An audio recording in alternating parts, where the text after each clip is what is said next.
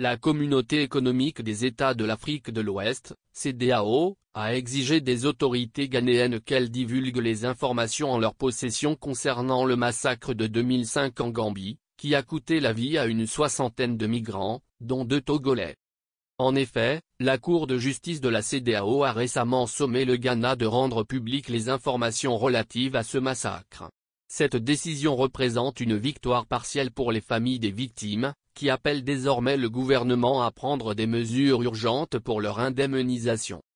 Le 22 juillet 2005, 44 Ghanéens, 9 Nigérians, 2 Togolais, ainsi que des ressortissants de Côte d'Ivoire et du Sénégal, ont été arrêtés puis exécutés par les forces de sécurité gambiennes sous le régime de l'ancien dictateur Yahya Jammeh.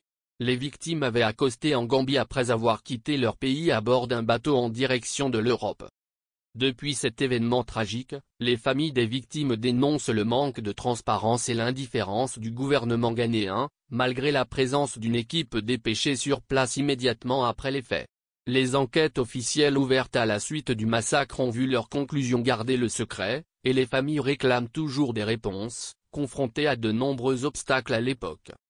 Marion Volkmann-Brando, ancienne chercheuse pour Human Rights Watch, se souvient des difficultés rencontrées. Nous avons parlé à beaucoup d'officiels qui nous ont dit qu'ils ont reçu des ordres pour falsifier les documents, pour ne pas dire la vérité, ce qui fait que toutes les enquêtes qui ont été menées, soit au niveau ghanéen, soit au niveau de l'ONU et de la CEDEAO, n'ont pas reçu les informations correctes et véridiques et qu'on les a un petit peu menées en bateau.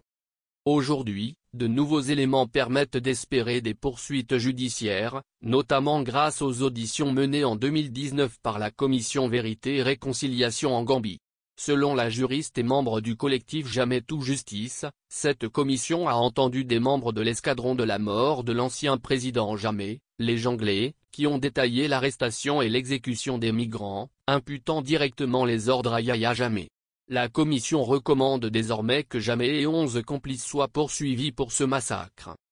La Gambie est actuellement en train de mettre en place une cour de justice hybride, composée de juges gambiens et étrangers, chargés de juger les crimes commis durant l'ère Jammeh.